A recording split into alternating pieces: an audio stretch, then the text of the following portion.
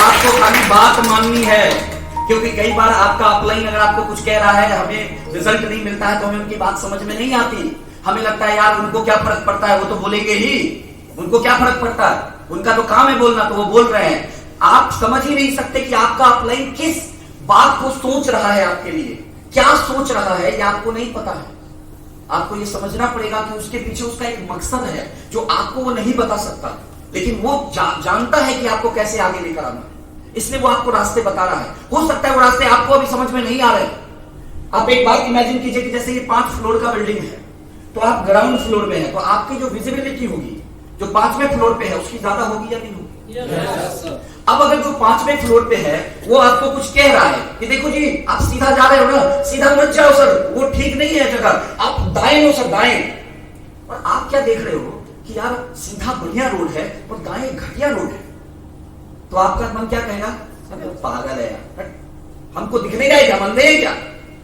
तो आप उसकी बात को ना काट के भी आप सीधा जाना चाहोगे, क्योंकि सीधा पीच दिख रहा है और जो रास्ता वो लेने कह रहा है वहां कंकर दिख रहा है आपको, ठीक है? तो आप क्या करोगे? सीधा ना। लेकिन एक सेफ शॉप का सेफ जो होता है, जो लीडर होता है, वो क्या करेगा, अपलाइन बोला दाएं हो जा, दाएं उसको गड्ढा भी दिखेगा ना तो दाएं हो जाएगा, अगर सही कोण है तो। पता है क्यों? क्योंकि उसको इतना भरोसा होता है कि यार मेरा अपलाइन कुछ कह रहा है तो मेरे नुकसान के लिए नहीं कहेगा। और अपलाइन चूंकि ऊपर है वो सारी बात बता नहीं सकता, लेकिन उसको क्या दिख रहा है कि ये जो पीच है वो आगे जाके खत्म हो रहा है और ये जो गड्ढा है वो आगे जाके 4 लाइन बन रहा है, ये उसको दिख रहा है, आपको नहीं दिख रहा। अब रास्ता एक ये है कि या तो आप उससे पहले पूरा डिटेल में पूछो कि आप ऐसा क्यों कह रहे हो और उसमें जो समय लगेगा लगाओ, या फिर आप उसकी मान के पहुंचो करो, तो आपको एक समय के बाद जब आप उस जगह पहुंच जाएंगे तो एक समय के बाद आपको खुद दिखने लगेगा कि आपका अपलाइन आपको ऐसा क्यों बोला था। तो दोनों रास्ते आपके पास है, या तो सवाल करते रहिए कि क्यों बोल रहे हो ऐसा, मुझे समझाओ, मुझे तो ठीक लग रहा है रास्ता, या फिर आप ये सोचिए कि यार मेरा अपलाइन जो है बेहतर है, मुझे उससे बेहतर अपलाइन नहीं मिल सकता, मैं अपने अपलाइन के पास अपने आप को समर्पित करता हूं और मैं अपने आप से कमिटमेंट लेता हूं कि मेरा अपलाइन मुझे जो कहेगा उसमें कोई किंतु परंतु नहीं। अब आपका अपलाइन क्या सोच रखा है आपके लिए वो आपको थोड़ी बताता रहेगा, हर समय वो लॉजिक थोड़ी देता रहेगा आपको कारण थोड़ी बताता रहेगा। कुछ चीजें के लिए तो भरोसा करना पड़ेगा ना। हम लोगों ने जब काम किया, आप लोगों को जब ये सब बताया गया ना, तो हमने अपने अपलाइन के सामने समर्पित किया था और अपने अपलाइन को बोला कि सर ये रहा गर्दन, अब इस पे माला डलवाओ चाहे कटवा दो सर, आपकी मर्जी, सवाल नहीं करेंगे आपसे, बोलिए जो करना है। ऐसा नहीं है कि सवाल करने नहीं आता था, या ऐसा नहीं है कि बुद्धि नहीं थी, ऐसा नहीं है कि समझ नहीं थी, लेकिन मेरे अपलाइन मिस्टर सत्येंद्र प्रसाद सर ने मुझे एक बात कही थी कि रवि ये जो दिमाग है ना तेरा, इस दिमाग को चला नहीं, अगर डायमंड बनना है तो इस दिमाग को निकाल और खूंटी पे टांग दे करके और चुपचाप अपलाइन की बात मान के डायमंड बन जा। जब बन जाना ना तो फिर इस दिमाग को अपने में लगा के जितना चलाना होगा चलाता रहेगा।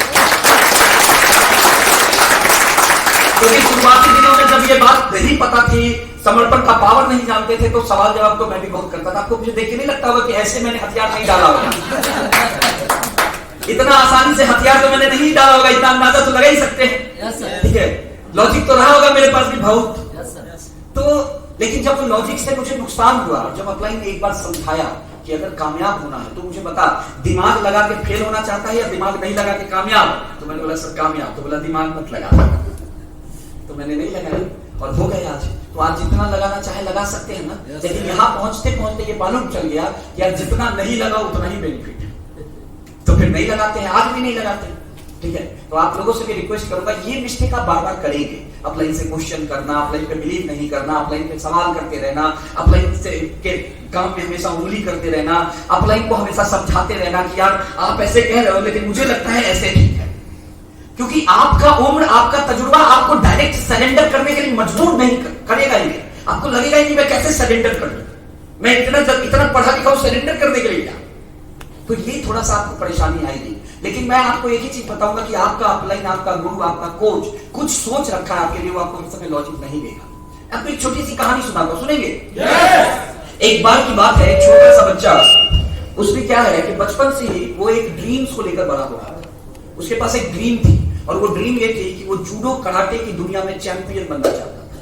काहे का बनना चाहता था? चैंपियन। जूडो कराटे की दुनिया का चैंपियन बनना चाहता था। और उस ड्रीम के साथ वो बचपन में बड़ा हो रहा था। बड़ा थोड़े समय बीते, थोड़ा और बड़ा हुआ, थोड़ा और बड़ा हुआ, होते होते वो लगभग 14, 15, 16 साल का एक नौजवान बन गया। और वो उसका ड्रीम जैसे जैसे वो बड़ा हो रहा था और उसके अंदर वो ड्रीम बड़ा हो रहा था कि मुझे जूडो कराटे की दुनिया का चैंपियन बनना है। लेकिन उसी वक्त एक इंसिडेंट हुआ, उसी वक्त कुछ ऐसी घटना हुई, उसका एक्सीडेंट हो गया। और एक्सीडेंट हुआ तो वो बेहोश वगैरह हो गया। जब उसको हॉस्पिटल में होश आया तो वो क्या देखता है कि उसका सीधा हाथ कट चुका है।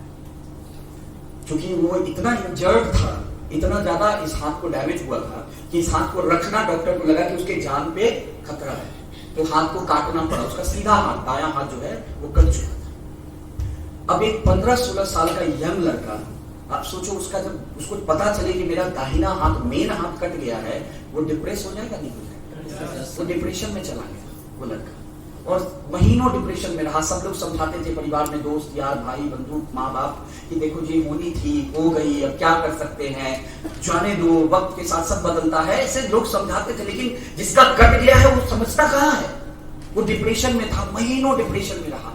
लेकिन ऐसा कहते हैं ना कि वक्त जो है हर जख्म को भर देता है। तो बहुत समय के बाद, कुछ काफी महीनों के बाद, जब उसको थोड़ा सा उसका दिल हुआ कि चलो अब बाहर निकलते हैं, तो जो होना था वही गया, तो थोड़ा थोड़ा डिप्रेशन से बाहर आया। और फिर बाहर आया, लोगों से मिलना जुलना शुरू किया। तो इसी के बाद जब वो थोड़ा डिप्रेशन से बाहर आया तो एक बार फिर से उसका जो ड्रीम था, क्या ड्रीम था? कि जूडो कराटे की दुनिया का अपने को चैंपियन बनना है। वो ड्रीम एक बार फिर उसके अंदर जन्म लेना शुरू हो गया। और तब उसने गूगल वगैरह किया, और गूगल करके उसको एक गुरु के बारे में पता चला कि भाई फला गुरु है जो मुझे वो चैंपियन बना सकते हैं, जूडो कराटे सिखा सकते हैं। तो उस गुरु का पता लगा के वहां पहुंच गया। और जब वो वहां पहुंचा और अपने गुरु को देखा तो उसने जाकर उनको प्रणाम किया और बोला कि गुरुजी, मुझे जूडो कराटे सीखना और मुझे आपसे सीखना है, मुझे आप सिखाइए। अब वो गुरुजी क्या देख रहे हैं कि यार उस बंदे का सीधा हाथ तो नहीं है, और बिना सीधा हाथ के कोई जूडो कराटे कर सकता है? नो पॉसिबल है? नो संभव ही नहीं। एक हाथ से जूडो होते हैं क्या? नहीं। तो उसको लगा, उनके गुरुजी को लगा कि यार ये बंदा इतना मोटिवेट है, मैं ये बोलकर कि तुम्हारा हाथ नहीं है तुम नहीं सीख सकते, इसको डीमोटिवेट नहीं करना चाहता था। तो उसने उसको समझाया कि बेटा क्या लगा रखा है जूडो कराटे में, क्यों सीखना है, बेकार है, छोड़ दो, दूसरा चीज सीख लो, ये सीख लो, वो सीख लो। लेकिन वो तो बचपन से वो सपना लेकर बड़ा हुआ था कि मुझे जूडो कराटे ही सीखना है। वो माना ही नहीं, जिद करता रहा, नहीं गुरुजी मुझे सिखाइए, नहीं गुरुजी मुझे सिखाइए। अंत में उसके जिद के आगे उसके गुरुजी को हथियार डालना पड़ा, और उसके गुरुजी ने बोला ठीक है कल से आ जाए। कल निश्चित समय पर वो व्यक्ति वहां पहुंचा। उसको गुरुजी ने एक टेक्निक सिखाई, टेक्निक समझ, एक दाव, एक टेक्निक सिखाई, और बोला कि इसकी प्रैक्टिस करो बेटा। वो दिन भर उसकी प्रैक्टिस करता रहा। शाम हो गई, गुरुजी ने बोला ठीक है अब जाओ, कल फिर आ जाना। कल वो फिर आया, बोला हाँ जी गुरुजी बताइए आज क्या करना है? बोला जो कल सिखाया था ना वही करना है। तो फिर दिन भर करता रहा। उसको लगा गुरुजी 2 दिन हो गए कुछ सिखा ही नहीं रहे, एक ही टेक्निक सिखाए शुरू में और उसी की प्रैक्टिस करा रहे हैं। शाम हो गई, फिर वो घर चला गया। तीसरे दिन फिर आया तो उसको लगा आज गुरुजी कुछ सिखाए नहीं। बोले गुरुजी आ गए, बताइए आज क्या करना है? बोला वो जो परसों सिखाया था ना उसकी प्रैक्टिस करो। उसको लगा यार मैं गलत जगह तो नहीं आ गया, क्योंकि ये लगता है कुछ जानता ही नहीं है। लेकिन उसको ये पता था कि गुरु से सवाल नहीं करते। वो अपना दिन भर प्रैक्टिस करता रहा, बेमन से वो इस प्रैक्टिस को करता रहा। कुछ समय के बाद 1 सप्ताह बीत गए, 10 दिन बीत गए, 12 दिन बीत गए। जब भी सुबह वो आए उसको वही प्रैक्टिस पे गुरुजी लगा दे, और शाम तक उससे वही प्रैक्टिस कराते रहे। उसको बड़ा बुरा लग रहा था। उसको लग रहा था कि यार मैं लगता है मैंने गुरु चुनने में गड़बड़ कर दी है, मेरे गुरु को लगता है कुछ और आता ही नहीं है। तो वो प्रैक्टिस कराया जा रहा है लेकिन वो सवाल नहीं कर रहा। महीने हो गए साहब वही प्रैक्टिस कर रहा है। 2 महीने हो गए, 3 महीने हो गए, 6 महीने हो गए। जब सुबह आए तो एक्साइटेड रहता था कि आज कुछ नया सीखने का मौका मिलेगा, और गुरुजी कहते थे वो जो सिखाया था ना उसकी प्रैक्टिस करो, और वो प्रैक्टिस किए जा रहे हैं। 1 साल से लगातार उसके गुरुजी कुछ सिखा ही नहीं रहे, वही प्रैक्टिस कराए जा रहे, वही प्रैक्टिस कराए जा रहे, और वही प्रैक्टिस कराते कराते कराते कराते 1 साल बाद उसके गुरुजी आए एक दिन उसके पास और बोले बेटा ऐसा है कि एक जूडो कराटे की दुनिया का वर्ल्ड चैंपियनशिप का डेट आ गया है, और मैंने उसमें तुम्हारा नाम डाल दिया, तो हम लोगों को कल जो है फला देश जाना है उस वर्ल्ड चैंपियनशिप को खेलने के लिए। अब ये लड़का टेंशन में आ गया। इसको लगा यार 1 साल से मैं डेली आ रहा हूं, सिखाया तो इन्होंने कुछ नहीं, और चैंपियनशिप में बोलते चलना है तो मैं वहां जाके क्या करूंगा? लेकिन फिर से उसने वही सवाल नहीं किया, चुपचाप मान लिया, बोला जी गुरुजी, और चुपचाप वो वहां पहुंचा।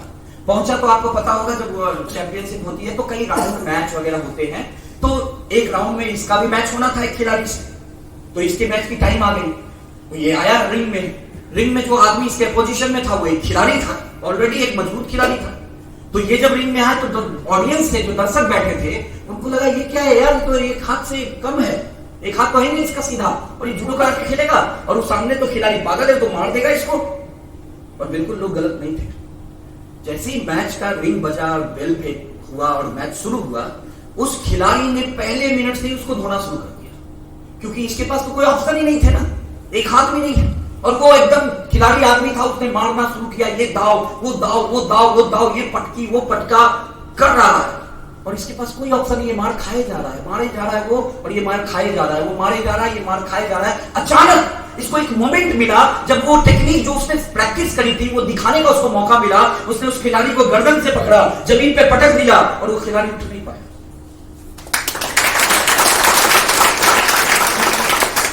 सारे लोग भौचक, बोला ये क्या हुआ, वो राउंड जीत गया। लोगों को लगा कोई फ्लूक में हो गया, कुछ हो जाता है ना संयोग, उस संयोग में इसका चल गया, तो लोगों ने उसको ताली वाली दी, लोगों को लगा फ्लूक था, क्या फर्क पड़ता है। कुछ समय के बाद इसका एक सेकंड राउंड मैच होना था, सेकंड राउंड मैच में फिर से इसको बुलाया गया। इस बार जो इसका मैच होना था, ये भाई साहब एक चैंपियन से होना था। लोगों को लगा कि भाई साहब पिछली बार तो इसका फ्लूक चल गया, अब की बार गया ये, और सही बात इस बार भी लोग गलत नहीं थे। पहले मिनट से ही वो चैंपियन इस पे हावी था, तरह तरह के दाव से इसको मार रहा था, इसको यहां से ब्लड आ रहे थे, ये मार खाए जा रहा था, वो मार रहा था, ये मार खाए जा रहा था, वो मार रहा था, जा रहा था, वो मार रहा था। अचानक एक बार फिर इसको वही टेक्निक, वही दाव दिखाने का मौका लगा, इसने उसको खिलाड़ी को गर्दन से पकड़ा, जमीन पे पटक दिया, और ये खिलाड़ी फिर उठ नहीं पाया, ये दूसरा राउंड भी जीत गया, ये सेमीफाइनल में पहुंच गया साहब। सारे लोग इसके बारे में बात कर रहे हैं कि यार ये क्या हो गया, दो बार इसका फ्लूक चल गया, लोगों को लग रहा है कि 2 बार इसका फ्लूक चल गया, ठीक है, और लोगों को बातें कर रहे हैं, लोग बात बना रहे हैं कि बताओ क्या संयोग है, कितना लकी है, फ्लूक में कुछ करता है और अचानक इसका फ्लूक काम कर जाता है। तीसरी बार जब मैच इसका सेमीफाइनल था, तो लोगों को लगा कि भाई साहब की अब जल्दी खत्म हो गई। क्यों? क्योंकि साहब अब की बार जो मुकाबला था वो करंट टाइम के वर्ल्ड चैंपियन से था, जो करंट टाइम का जूडो कराटे का वर्ल्ड चैंपियन, उससे मुकाबला होना था। और लोगों को मालूम था कि 2 बार इसका फ्लूक चल गया, हो सकता है वो खिलाड़ी ना रहा हो, वो लोग ना नहीं रहा हो, लेकिन अब की बार तो वर्ल्ड चैंपियन से खुद खड़ा है वो लड़का, जो पहले से वर्ल्ड चैंपियन, तो अब की बार इसका जल्दी खत्म। और लोग सच में इस बार गलत नहीं थे। उसने जब रिंग में कदम रखा तो लोगों को उस पर दया भी आ रही थी कि आज ये गया, और शुरू हुआ मैच, और उस खिलाड़ी ने उसको मारना शुरू किया, जितने टेक्निक वो जानता था, चूंकि वो चैंपियन था, वर्ल्ड चैंपियन, उसने मारना शुरू किया, ये मार खाता रहा, वो मारता रहा, ये मार खाता रहा, वो मारता रहा, ये मार खाता रहा। लोगों को लग रहा था कि यार ये मैच गलत हो रहा है, ऐसा नहीं होना चाहिए, ऐसा जूडो कराटे लोगों को मना करना चाहिए कि ऐसे लोगों को ना लाए, लोग मर जाएगा। लोगों को दया आ रही थी उस पर, और वो मार खा रहा था और वो मार रहा था। अचानक एक बार फिर उसको वो टेक्निक दिखाने का मौका मिला, उसने उस चैंपियन को गर्दन से पकड़ा, जमीन पे पटक दिया, और वो चैंपियन दोबारा उठ नहीं पाया, वो सेमीफाइनल जीत गया,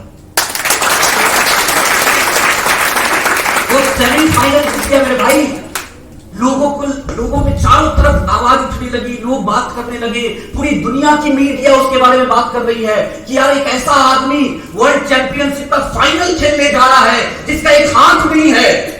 पूरी दुनिया की मीडिया उसको कवर कर रही है, उसको मिरेकल बॉय बोल रहे हैं लोग कि कोई ऐसा आया है जिसका कोई भी मतलब हाथ नहीं है और फाइनल खेलने वाला है वर्ल्ड चैंपियनशिप का। जिस दिन वो वर्ल्ड चैंपियनशिप का फाइनल होना था, पूरी दुनिया से लोग उस फाइनल को देखने आए, पूरी दुनिया की मीडिया उस फाइनल को कवर करने आई। लोगों को यह मालूम था कि यह मैच उस लड़के का आखिरी मैच है। क्यों? क्योंकि फाइनल में जिससे उसका मुकाबला होना था वो 6 टाइम वर्ल्ड चैंपियन था। 6 टाइम, कोई ऐसे नहीं एक आध दफा, 6 बार का वर्ल्ड चैंपियन। मैच शुरू हुआ, लोगों को मालूम था कि आज ये मर जाएगा। क्यों? क्योंकि उस वर्ल्ड चैंपियन के लिए बात फेमस थी कि उससे 3 मिनट से ज्यादा रिंग में कोई लड़ ही नहीं सकता। 3 मिनट में या तो वो मर जाएगा या तो छोड़ के भाग जाएगा।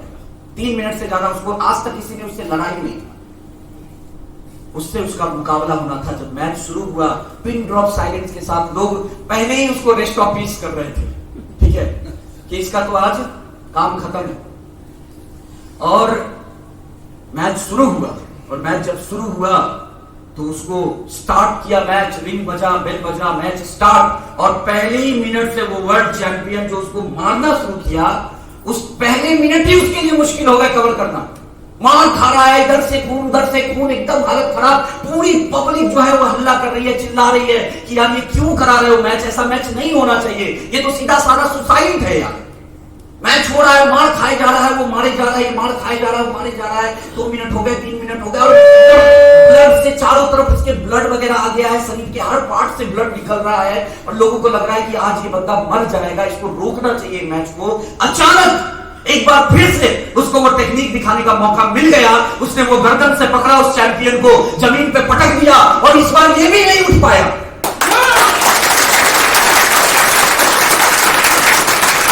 और भाई साहब, वर्ल्ड चैंपियन का फाइनल जीत गया वो लड़का। पूरे दर्शक भौचक, सारी मीडिया पागल, दौड़ी उसकी तरफ सारे लोग कि ये कैसे हुआ यार, ये तो मिरेकल है, ये कैसे पॉसिबल था। सारे मीडिया के लोग दौड़े, सारे लोग भागे उसके पीछे, उससे फोटो करवाने के लिए, उससे बात करने के लिए। सारे मीडिया के लोग माइक लेके चले गए कि बताओ जी कि आपने कैसे किया, कर दिया तो कैसा लग रहा है, कुछ बताओ, कुछ तो बताओ। और सबसे बड़ी बात, वो लड़का खुद शॉक में था, ये क्या हुआ, उसको खुद को नहीं पता क्या हुआ। वो इतना शॉक में था कि किसी का जवाब नहीं दे पाया, और वो सीधा रिंग से निकलकर अपनी गाड़ी में जाकर बैठे। थोड़ी देर बाद उसके गुरु आए, गाड़ी स्टार्ट हुई, गाड़ी चली, चुपचाप वो बैठा था, क्योंकि वो कहीं और था, उसको खुद ही नहीं समझ में आया हुआ क्या। थोड़े समय के बाद जब उसको होश आया, उसका होश टूटा, तो उसने अपने गुरु से एक बात कही। उसने बोला, गुरु जी एक बात पूछूं क्या? बोला हाँ बेटा पूछो। बोला गुरु जी क्या मैं वर्ल्ड चैंपियन जीत चुका हूं? तो उसने बोला हाँ बेटा तुम जीत चुके हो। तो बोला गुरु जी लेकिन ये कैसे पॉसिबल था, मैं तो सोच भी नहीं सकता था, ये लोगों को भी यकीन नहीं था, ये कैसे हुआ आखिर।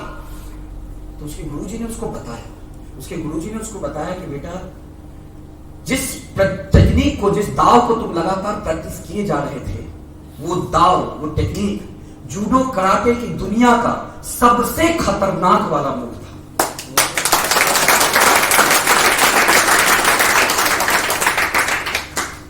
उसको लगा अच्छा इस वजह से मैं जीता। उसने अपने गुरुजी से एक और सवाल किया कि गुरुजी माफी मिले तो एक सवाल और करूं क्या? बोला गुरुजी ने हाँ बताओ। उसने बोला गुरुजी क्या इस टेक्निक का कोई काट नहीं है क्या, इस दाव का कोई तोड़ नहीं है क्या? तो उसके गुरुजी ने बताया कि बेटा इस दाव का तोड़ है, लेकिन इस दाव के तोड़ के लिए सामने वाले खिलाड़ी को तुम्हारा सीधा हाथ पकड़ना पड़ेगा, और वो तो है ही नहीं।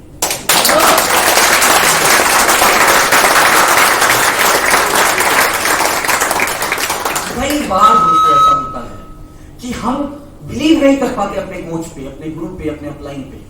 हमें लगता है ये ऐसे क्यों कर रहा है। वो जो कर रहा है ये सिर्फ वो जानता है, वो आपको बता नहीं पाएगा, और शायद बताएगा तो आप समझ नहीं पाएंगे। लेकिन जब उसका रिजल्ट आएगा, और जब आज मैं अपने आप को देखता हूं, जो मेरे अपलाइन की मेहनत है मेरे ऊपर, और रिजल्ट में जब ये आया है ना, तब मुझे समझ में आ रहा है कि मेरा अपलाइन ऐसा क्यों किया करता। दोस्तों एक ही बात जिसमें हम सबसे ज्यादा गलती करते हैं वो ये है कि हम समर्पण नहीं कर पाते। हम बोलते हैं लेकिन कर नहीं पाते। हमारा उम्र, हमारा पढ़ाई लिखाई, हमारा तजुर्बा, हमारा अपना जो समझ है वो हमें समर्पण करने के लिए रोकता है। समर्पण करने से वो हमें आपको सवाल करने के लिए तैयार करता है, आपको बोलता है जी क्यों, ऐसा क्यों। आपको उसकी आवाज को दबा के समर्पण करना पड़ेगा अगर सच में आप बहुत बड़ा काम करना चाहते हैं। क्योंकि इस दुनिया में जितने भी महान लोग हुए, उन्होंने कभी ना कभी किसी ना किसी गुरु को सच में गुरु मानकर उसके आगे समर्पण किया है। करना पड़ेगा। आपका अपलाइन आपको क्यों कह रहा है, कोई बात क्यों सिखा रहा है, क्यों कह रहा है, क्यों बता रहा है, ये आप सवाल जवाब में घुसोगे तो फिर दिक्कत है। आपको बिलीव करना पड़ेगा। कर सकते हैं? yes. और इसका फायदा क्या होगा मैं आपको बताता हूं। एक बार आप वो कर लेना। एक बार नारद जी को कहते हैं कि जीवित देवता है नारद जी, धरती पर आज भी विचरण कर रहे होते हैं। तो नारद जी का क्या हुआ कि एक बार नारद जी जो है ना वो धरती पर आए तो देखिए हनुमान जी जो है ना वो बैठे हैं, जय श्री राम कर रहे हैं, अपना जाप कर रहे हैं। वहां से वो फिर नारायण के पास गए तो देखिए नारायण जो है भगवान विष्णु वो डायरी पे कुछ लिख रहे हैं। तो जो डायरी पे वो लिख रहे थे तो नारद जी ने पूछा कि प्रभु क्या लिख रहे हैं? तो उन्होंने बोला मैं उन लोगों का नाम लिख रहा हूं जो मुझे याद करते हैं। तो नारद जी ने देखा जरा झांक कर, क्योंकि उनका तो आदत है, तो उन्होंने झांक कर देखा तो देखा सबसे ऊपर में नारद जी का ही नाम है। उन्होंने और नाम पढ़ा तो कहीं भी हनुमान का नाम नहीं दिखा। उनको मसाला मिल गया नारद जी को। उनको लगा यार ये तो बढ़िया मसाला, ये तो ब्रेकिंग न्यूज है। वो चले गए फिर से हनुमान जी वहां तो जब कर ही रहे थे। वो पहुंचे वहां और हनुमान जी को उठाया, जब से बोला क्या आप जय श्री राम कर रहे हैं? अभी मैं प्रभु के पास से ही आ रहा हूं। प्रभु डायरी बनाए हैं जिसमें उनको जो याद करता है उसका नाम लिखे हैं। कहीं आपका नाम ही नहीं है। दिन भर आप जय श्री राम करते रहते हो, कहीं नाम नहीं है आपका। हनुमान को कभी अपने बिलीफ पे, अपने समर्पण पे कभी शक नहीं हुआ। उन्होंने कहा कोई बात नहीं, प्रभु को जो ठीक लगे, जय श्री राम करके वो फिर जाप में लग गए। नारद जी को लगा कि जिस मसाला के लिए किए हुआ नहीं। मैं तो सोच रहा था कि कुछ होगा, सवाल होंगे, ये जाएंगे पूछेंगे प्रभु हम तो आपको इतना याद करते हैं, आप मेरा नाम क्यों नहीं लिखे? लेकिन हनुमान को कोई मतलब ही नहीं था। उन्होंने बोला जो प्रभु की इच्छा, और फिर लग गए जाप में। नारद जी फिर गए दोबारा नारायण के पास, और नारायण के पास देखे तो देखिए कि अभी एक छोटी सी पतली सी डायरी पे नारायण फिर कुछ लिख रहे हैं। तो पूछा प्रभु अब क्या लिख रहे हैं? तो बोला अब मैं उनका नाम लिख रहा हूं जिसे मैं याद करता हूं। उसमें सिर्फ एक ही नाम था, हनुमान।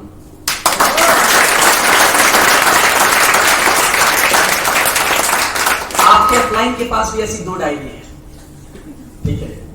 एक में वो उसका नाम लिखता है जिसके बारे में वो श्योर है कि इसको मैं कुछ भी कह दूंगा ये सवाल नहीं करेगा, तो उसको उसका नाम वहां लिखा हुआ है। मालूम है ये यस्सर वाला आदमी है, उसका नाम अलग है। और एक दूसरी डायरी है जिसके बारे में वो जानता है कि ये सवाल करेगा, उसका नाम वहां है। उसको बताने से पहले वो श्योर रहता है, बोला देखो जी ऐसे ऐसे कर लेना, तो उसको पता है कि अब ये पूछेगा। तो जब वो पूछता है बोला कि कोई बात नहीं, आप देख लो, आपको जैसा ठीक लगे वैसा कर लेना। एक बात हमेशा याद रखिएगा, जिस दिन आपका अप्लाइन आगे आपको ये कह देना क्या नहीं कोई बात नहीं सर, आपको जो अच्छा लगे कर लो, समझ जाना आप दूसरी डायरी में आ गए हो। वो ये जान गया है कि अब आप सवाल जवाब वाले हो। इसीलिए मैं तो एक ही बात कहूंगा कि अगर यस सर जी सर करके लाखों और करोड़ों रुपए कमाने के मौके हैं, इतना बड़ा लाइफ जीने का मौका है, तो पागल ही है जो नो सर बोलेंगे। Yes sir no, yes sir no, लोग शांत है, सर ऐसा, हम तो सोचे नहीं थे। तो तैयार है आप? तैयार है? तैयार है भाई साहब। ये जो बिजनेस है ना, ये बिजनेस किन्हीं चीजों का है, और ये प्रैक्टिस आपके जीवन को किस हद तक बदलेगी, ये प्लान की प्रैक्टिस जो आप कर रहे हैं, कि आपको फील्ड में जाकर करना है और इससे आपके जीवन में क्या क्या होगा, इसको समझाने के लिए, इसको बताने के लिए मैं आपके साथ एक वीडियो दिखाऊंगा, और उस वीडियो के साथ आप इस बात को अच्छे से समझ जाएंगे कि प्रैक्टिस जीवन में किस हद तक आपके जीवन को बदल सकता है। जो वीडियो में प्ले करूंगा, इस वीडियो में जो सीन है, उस सीन के साथ साथ आप उसकी जो लिरिक्स है उस पर भी ध्यान दीजिएगा कि बोला क्या जा रहा है, साइड से लाइन क्या आ रही है। ठीक है ना? ये मुझे आप लाइन पे भरोसा है, सिस्टम पे भरोसा है, आंख बंद करके लगे रहिए, यही आपको जिंदगी को बदल